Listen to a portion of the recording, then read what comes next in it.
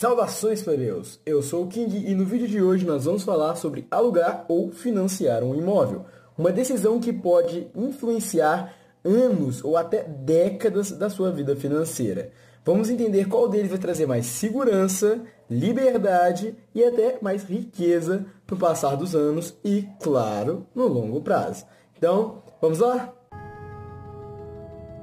Eu imagino que quase todo mundo deva saber, mas por desencargo de consciência, o aluguel é quando você tem um determinado imóvel e você não compra ele não é seu. Você mora nele e paga um dinheirinho ali para o proprietário desse imóvel para você ficar morando nele, o aluguel. Agora, o financiamento é quando você quer comprar uma casa, você quer que ela seja sua, e você não tem dinheiro para isso. Então, o que você faz? Um banco, ele paga para você a casa e você vai pagando mensalmente com juros para o banco para que no final desse período você seja efetivamente dono desse imóvel. Já deixo claro aqui que não existe uma resposta certa do que é melhor, alugar ou financiar. Vai depender de muitas coisas, estilo de vida, a fase da vida que você está, a sua idade, seu comportamento, personalidade, muitas coisas. Você pode estar em um momento da sua vida que você está solteiro, é jovem, prefere ter mais liberdade, eu quero poder morar onde eu quiser, eu não sei onde eu quero ficar. Você vai preferir alugar simplesmente por ter mais mobilidade. Não é uma escolha financeira. É uma escolha pessoal, embasada no emocional. Ah, mas eu já sou casado, tenho filhos, eu preciso de algo mais estável, eu preciso ter um lugar para onde ir. Então, ter um imóvel talvez seja uma escolha interessante pelo fato de você ter alguma coisa. No final das contas, muitas pessoas gostam da segurança de ter algo.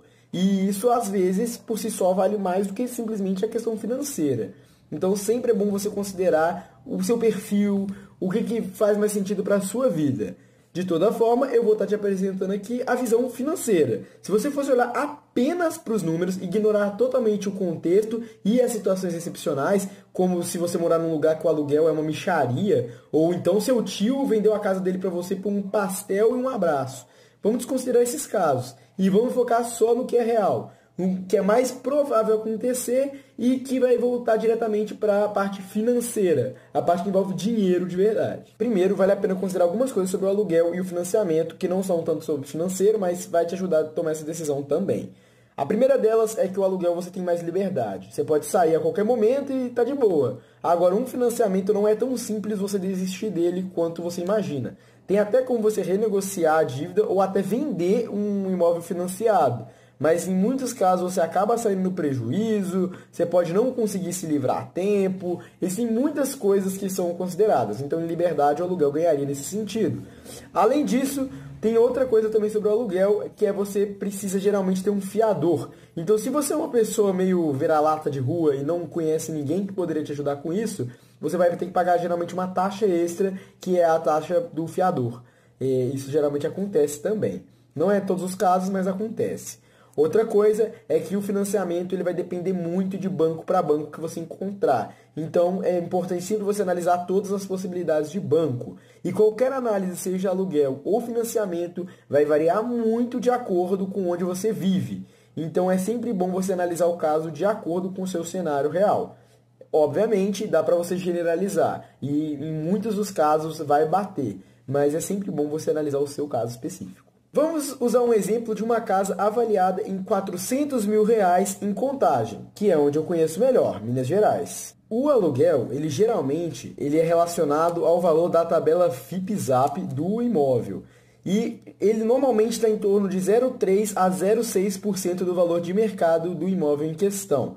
Nesse caso, do imóvel de R$400 mil, ele seria, em média, o valor inicial do aluguel, R$1.600. Só que, para quem já morou de aluguel sabe que aluguel tem reajuste anual, que geralmente é pelo IGPM ou pelo IPCA. IGPM é o Índice Geral de Preços de Mercado, que é um índice que mede basicamente o preço geral de mercado, também considerado como a inflação dos aluguéis. Ele é o mais comum para aluguel. E o IPCA é o índice que mede a inflação, que a gente já conversou em outro vídeo, inclusive. Passa lá para você dar uma olhada, não sei se eu estou apontando no lugar certo, mas enfim, passa lá para você ver esse vídeo e aproveita e se inscreve e deixa aquele like. Para quem não entende, basicamente, vamos supor que a gente considera o IGPM, que tem uma média de 8% anual. O seu valor de aluguel, se ele começa em R$1.600, no ano seguinte ele vai aumentar em torno de 8% desse valor, o que daria mais ou menos uns R$150 ali de aumento no valor. e todo ano ele tende a ser reajustado novamente por algum índice. Se fosse pelo IPCA, por exemplo, seria em torno de 6% ao ano que ia ter esse aumento do valor. Dependendo de qual que é o contrato de aluguel que você estiver fazendo com a corretora ou com o dono do imóvel. E como funciona o financiamento? Usando o mesmo imóvel de 400 mil como exemplo, primeiramente você tem que descobrir qual que vai ser a entrada que você vai ter que dar. No Brasil, ela corre em torno de 10% a 30%. No caso do nosso exemplo, vamos considerar que você pagasse em média 20% de entrada, o que daria 80 mil reais. E também a gente tem que considerar que no caso do financiamento, você tem a parte da documentação, tem mais algumas taxas que você tem que pagar, e para isso a gente considerou que vai dar em média uns 10 mil reais. Isso é uma taxa mais ou menos fixa, tá? Você vai pagar em média 10 mil, 15 mil, independente do valor do imóvel. A menos que você consiga reduzir essa burocracia, o que é possível, mas bem improvável, você vai ter que pagar em torno disso. No mínimo uns 5 mil, você vai ter que pagar, no máximo uns 15 mil. Outras coisas que é sempre importante você analisar é a taxa que você está pagando no financiamento. Isso vai depender muito do banco que você conseguir pegar. E se você conseguir fazer pelo Minha Casa Minha Vida, essa taxa é muito mais baixa, além de que você recebe subsídio. Mas a gente não vai considerar esse caso. Vamos deixar para outro vídeo, então já se inscreve e ativa a notificação para você não perder. No caso do nosso exemplo, a gente vai considerar que essa taxa seja 10%, porque a média em contagem é em torno de 8% a 12% que você vai pagar de juros de financiamento ao ano. Isso para um valor financiado de 320 mil por 30 anos. Isso 360 meses, que é o mais comum que a maior parte das pessoas financia. Além disso, também tem a tabela de amortização que você usa, que pode ser a saque ou a price. Eu não vou considerar a price nesse exemplo, que ela basicamente mantém as parcelas que você vai pagar sempre no mesmo valor. Ela não é a mais interessante, nunca, na verdade. Eu, pelo menos, nunca vi um caso em que a price fosse melhor do que a saque. A única exceção é que a price geralmente tem uma parcela inicial menor. Então, ela só valeria a pena se você não tem condição de pagar a parcela inicial da saque. Mas aí eu acho que valeria mais a pena você pegar um imóvel mais barato do que mudar a tabela. Bom, mas a saque, ela vai reduzindo o valor da parcela conforme o passar do tempo. Então, ela começaria em um valor mais alto e depois iria reduzindo esse valor até o final do período. No caso do nosso exemplo, eu fiz uma simulação que deu que, em média, você pagaria na primeira parcela R$ 3.555 para R$ 896 nas últimas parcelas. O que, como vocês podem ver, dá uma diferença muito gritante. Começa num valor muito alto e termina num valor muito baixo comparado a esse valor. Então, já mostra como a tabela saque é muito mais interessante. Na price, você começaria pagando em torno de 2.000 e um pouquinho, 2.500, eu acho. E depois você continuaria pagando esse valor até o final do período. Outra coisa que eu não vou considerar nessa análise é que você amortize o valor do seu financiamento. A gente não vai entrar no mérito se isso é melhor ou pior nesse caso de análise, então vamos deixar para outro vídeo. Por enquanto a gente vai considerar que você não amortize. Para quem não sabe, amortizar é quando você pega um valor que você tem, dinheiro, e usa ele para adiantar algumas parcelas do seu financiamento ou até mesmo para poder diminuir o valor que você deve ao todo. Assim você reduz os juros que você paga e também reduz a sua dívida, geralmente demorando menos tempo para poder pagar o financiamento inteiro. Nesse nosso exemplo, ao todo você pagaria R$ 801.234 no seu imóvel. Parece muito, né? Um imóvel de 400 mil, você vai pagar 801.234. E ainda tem o custo da entrada e dos custos adicionais com documentação, que levariam esse valor para 891.234, ainda maior, mas que o dobro do preço original do imóvel. Mas será que isso quer dizer que ainda é melhor você alugar? Vamos ver. O aluguel começa menor, sendo apenas R$ 1.600 por mês. Mas, até o final do período, com um reajuste de 8% ao ano, ele vai estar valendo R$ 20 mil por mês no final do período. Novamente, você pode fazer para o seu caso, tá? Você vai ver que vai dar algo bem próximo disso também, se você fazer a comparação proporcional. Ao final dos 30 anos, você vai ter pago R$ 4.483.000 em aluguel, que é muito, mas muito mais mesmo do que o financiamento. Se você fosse olhar só por essa diferença, você iria preferir, obviamente, o financiamento. Supondo que você não investisse nada, você literalmente fosse decidir por quanto que você vai ter gasto mais no final do período, Em um caso, você teria que pagar 4.483.000 reais sem ser dono de nada, enquanto em outro caso você paga 891.234 para ter um imóvel no seu nome. Então, no final das contas, já dá para ver que a diferença, nesse caso, iria pender mais para o lado do financiamento. Mas vamos enriquecer mais essa análise. Mas agora vamos supor que ao invés de financiar, você pegasse a diferença do valor entre o aluguel e o financiamento e usasse ele para investir. Então eu vou te dar uma base teórica de como é que eu fiz essa análise e esse exemplo completão aqui que vai te sanar suas dúvidas. Supondo então aquela parcela de R$ 3.555 do financiamento e o mesmo aluguel de R$ 1.600.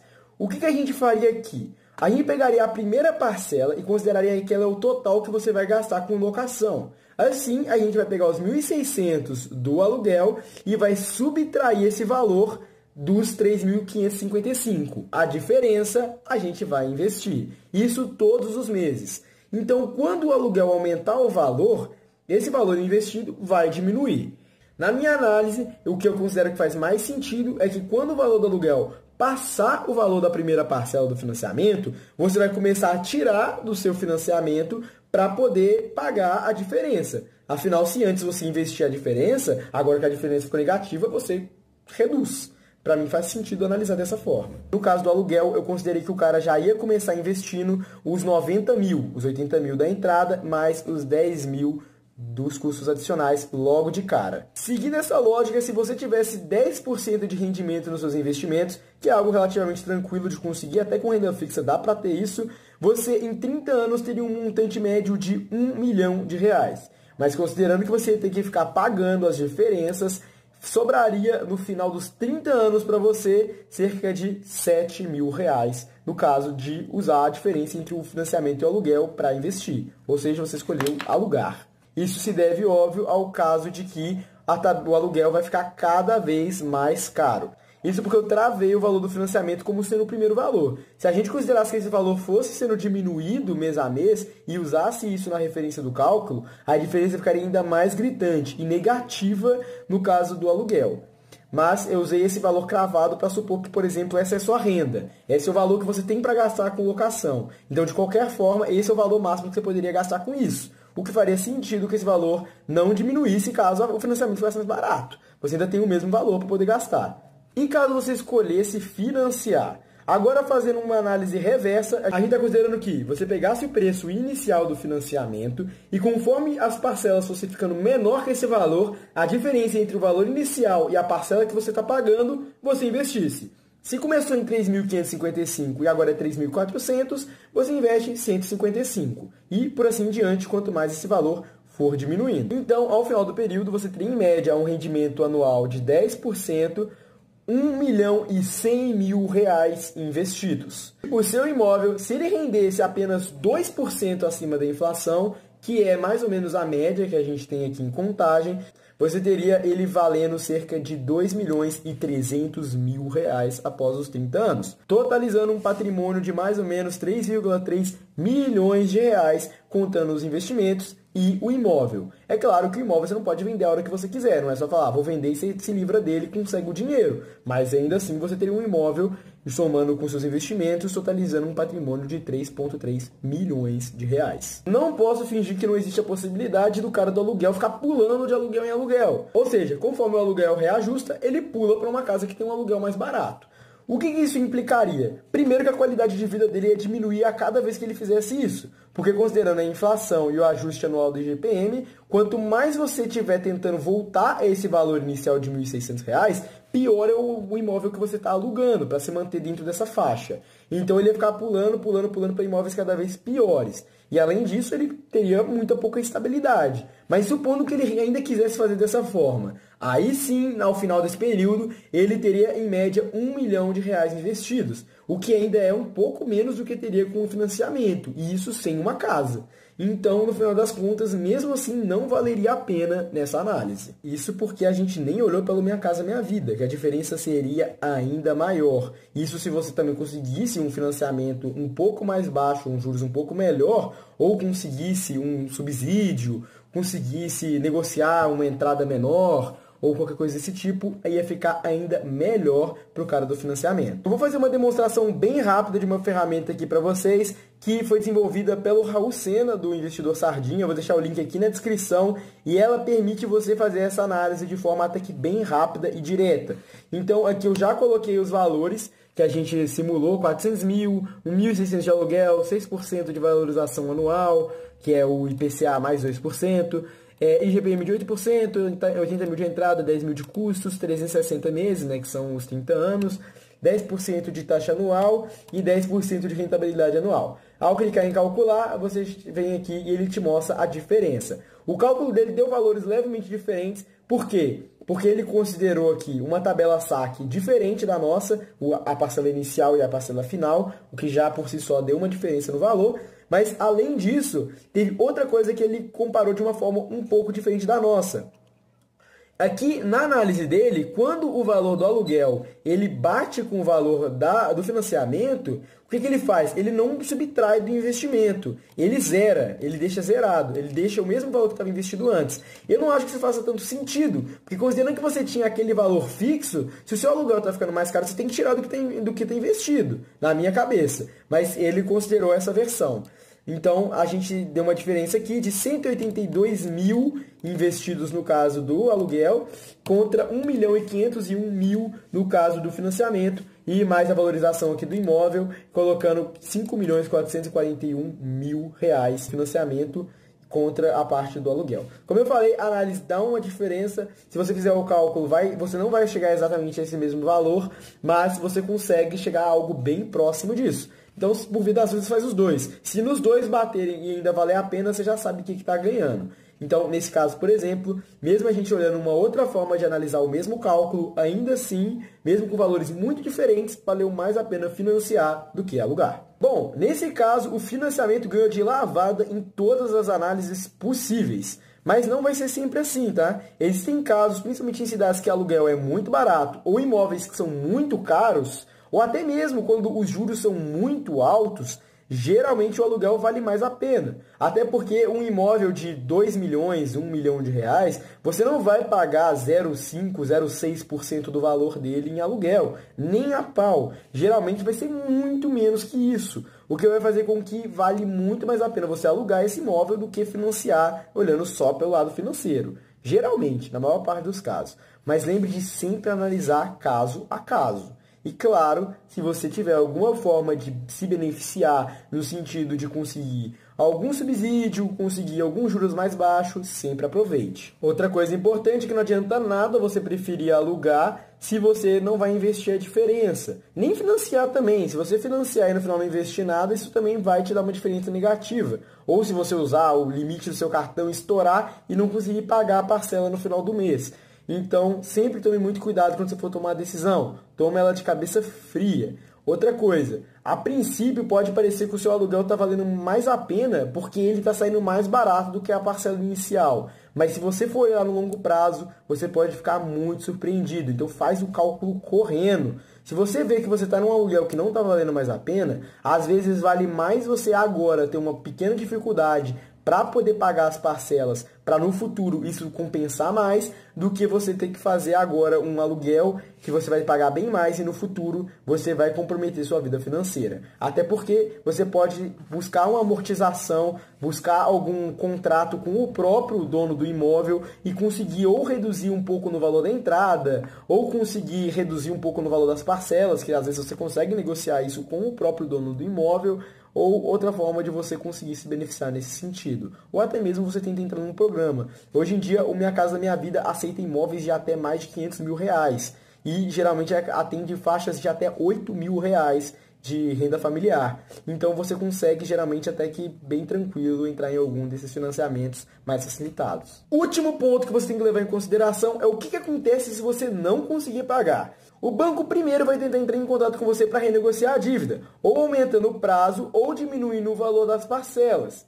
E depois que ele fizer isso, se ele não conseguir sucesso e você não conseguir provar que você tem dificuldade financeira e por isso que não está pagando, é bem provável que ele vá te emitir uma multa, você vai ter que pagar o excepcional, vai ter que pagar algo acima do que você estava e ainda por cima, se não resolver, você vai ser despejado e eles vão leiloar a casa. Caso chegue ao ponto de eles leiloarem a casa, eles usam o valor da casa para poder abater o que você deve. Se mesmo após a execução hipotecária, que é quando o banco toma o seu imóvel e leiloa ele para poder pagar sua dívida, você ainda não conseguir pagar tudo com o valor do imóvel, você fica com uma coisa chamada déficit residual. É quando você ainda continua com dívida com o banco para poder pagar essa diferença. Supondo, se ele foi vendido por 400 mil, mas a casa valia, na verdade, 500 mil, o que você tinha de valor de financiamento para poder pagar, você ainda tem que pagar os 100 mil para o banco. Então ainda pode chegar a um nível bem ruim. Mas lembrando que isso é, assim, é o último caso, tá? Isso aí é quando já deu tudo errado. Geralmente você consegue negociar com o banco, provar que você não tem condição de pagar, a menos que você esteja na safadeza pura. Você geralmente consegue comprovar isso e conseguir ou alongar o prazo ou diminuir o valor da parcela. Mas aí você corre o risco de ter que pagar a multa e também corre o risco de acabar ficando com um financiamento com juros ainda maior, porque tem um prazo maior. No caso do aluguel, é um pouco mais terra de ninguém aqui. Se você demorar a pagar, começa com multas, geralmente em torno de 10% mais 1% ao mês. E depois disso, se você ainda não continuar pagando, você vai receber uma notificação de despejo. Claro, a consequência aí é só que você vai ser mandado embora e vai ter que arrumar outro. Mas lembre-se que nos dois casos, se chegar ao ponto mais drástico de você ficar endividado, ou até no dar multa você não pagar, você vai sujar seu nome e vai parar no Serasa. Então, toma cuidado para não chegar nesse ponto, por favor. Em qualquer um dos dois casos, isso é ruim para você. Mas no caso do aluguel, geralmente é um pouco mais difícil você conseguir negociar com o cara, principalmente porque ele não vai se importar muito com você não, ele vai te mandar embora e vai arrumar outra pessoa para alugar. No caso do financiamento, o banco quer que você pague, então ele geralmente vai tentar negociar com você. Ficou dúvidas? Se sim, já sabe. A aba de comentários está aí para dúvidas, sugestões de vídeos e feedbacks. E aproveita e já deixa lá. Você acha que no seu caso vale mais a pena financiar ou alugar? Deixa seu caso aí nos comentários. Talvez depois eu faça um vídeo só analisando os casos que vocês deixarem aí e ver se realmente faz mais sentido. Agora, plebeus, se esse vídeo te ajudou de alguma forma, já sabe. Deixa o like para o rei saber que está no caminho certo. E se curtiu o conteúdo, não custa nada se inscrever. Mas só se achar que vale a pena continuar nossa jornada juntos. Vamos crescer juntos nesse mundo financeiro. Rapaziada, eu espero que isso tenha ajudado a sanar as dúvidas daqueles que podem realmente estar com dificuldade com isso. E se vocês tiverem mais alguma coisa que não ficou muito claro, mais alguma dúvida pertinente sobre o assunto, é só mandar nos comentários que eu vou estar tentando responder. Então, vou fazer mais alguns vídeos sobre o assunto ainda futuramente, tentando estressar o máximo possível esse tema, mas por enquanto acredito que isso já vai matar 90% dos problemas que você poderia ter, e com essa análise você consegue resolver qualquer situação relacionada a alugar ou financiar um imóvel. É isso, até o próximo vídeo e falou!